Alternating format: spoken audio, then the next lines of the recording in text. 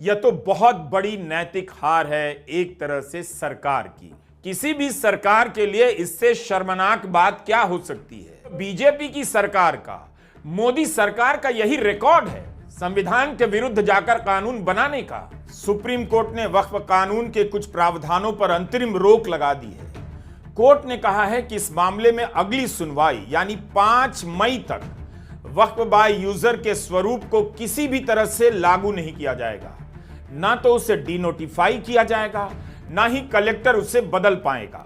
दरअसल केंद्र सरकार ने कोर्ट से यह वादा किया और कोर्ट ने इसे अपने रिकॉर्ड पर ले लिया। सिंघवी अपनी नजर से इस कानून को क्यों संविधान की आत्मा पर चोट कह रहे हैं, क्यों कह रहे हैं कि यह कानून संवैधानिक नैतिकता के हिसाब से भी गलत है। इसके प्रावधानों को नहीं हटाने के लिए लोकसभा और राज्यसभा में विपक्ष के सांसदों ने कितना अनुनय विनय किया, अनुरोध किया, कितने तर्क रखे, चेतावनी दी, लेकिन सरकार टस से मस नहीं हुई। लेकिन वही सरकार वक्फ बाय यूजर को लेकर पूछे गए सवालों का जवाब 24 घंटे के भीतर सुप्रीम कोर्ट के सामने पेश नहीं कर पाई। उसने कोर्ट से 7 दिनों का समय मांगा है। क्या यह नैतिक हार नहीं? कोर्ट ने फैसला नहीं दिया है, लेकिन जिस कानून को लेकर सरकार बड़े बड़े दावे कर रही थी, कह रही थी कि उसने कितना काम किया है, एक एक बात को ध्यान में रखा है, उससे 24 घंटे के भीतर जवाब नहीं दिया गया। अल्पसंख्यक मामलों के मंत्री किरण रिजिजू पूरे दमखम के साथ कहते रहे कि कानून जल्दबाजी में नहीं बना है। उन्होंने तो 97 लाख से अधिक याचिकाओं को पढ़ने का भी दावा किया। अब जब इतना पढ़ा गया है, इतना सुन लिया गया है, संयुक्त संसदीय समिति में बहस हुई है, फिर भी सरकार के पास इन बड़े सवालों पर जवाब नहीं था। उसने जवाब देने के लिए 7 दिन का समय मांगा। वक्फ बाय यूजर एक बड़ा मसला है। इसे लेकर लोग चिंताएं जता रहे थे कि इससे सदियों पुरानी संपत्ति पर नए नए दावे होने लग जाएंगे, नई नई याचिकाएं दायर हो जाएंगी, विवाद पैदा कर दिया जाएगा। और कलेक्टर तो सरकार का ही आदमी होता है, वह सरकार के हिसाब से ही किसी भी वक्फ की उस पुरानी जमीन को डीनोटिफाई कर देगा जिस पर सदियों से या जमाने से मस्जिद बनी है।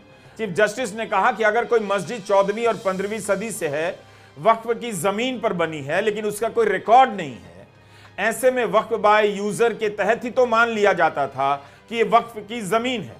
अब अगर सरकार दावा करने लग जाए कि मेरी जमीन है तो क्या होगा? लेकिन सरकार टस से मस नहीं हुई। 16 अप्रैल को चीफ जस्टिस संजीव खन्ना ने इसे लेकर और सवाल दाग दिए और पूछ दिया कि वक्फ बाय यूजर के प्रावधान को आपने क्यों हटाया? ऐसी संपत्तियों को आप कैसे रजिस्टर करेंगे? उनके पास क्या दस्तावेज होंगे?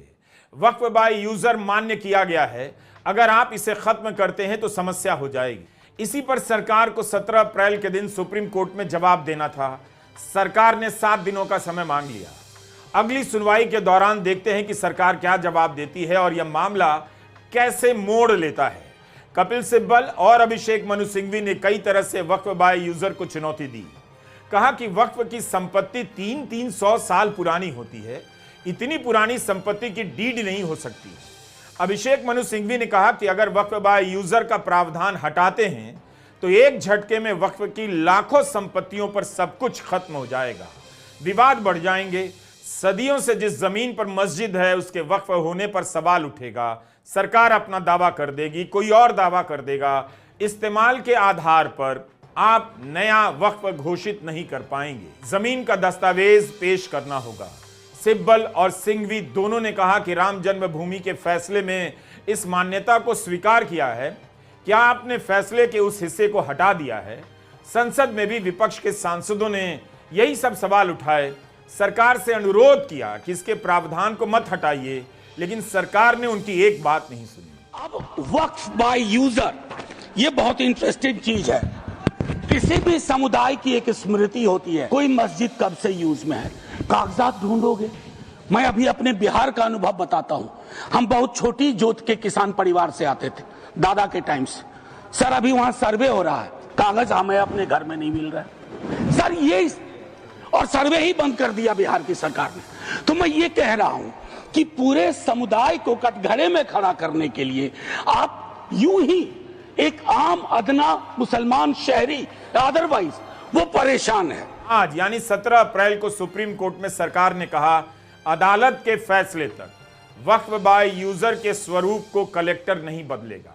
सोचिए, जिस कानून को नोटिफाई किया जा चुका है, संसद से पास है, राष्ट्रपति ने मंजूरी दी है और देश के 600 से अधिक जिलाधिकारी को अब सूचना देनी पड़ेगी कि वे वक्फ बाय यूजर के तहत कार्रवाई ना करें। 4 अप्रैल की आधी रात के बाद तक बहस चली थी और वक्फ संशोधन विधेयक को पास किया गया था। किसी भी सरकार के लिए इससे शर्मनाक बात क्या हो सकती है? विपक्ष का कोई आरोप नहीं कि बीजेपी संविधान खत्म कर देगी।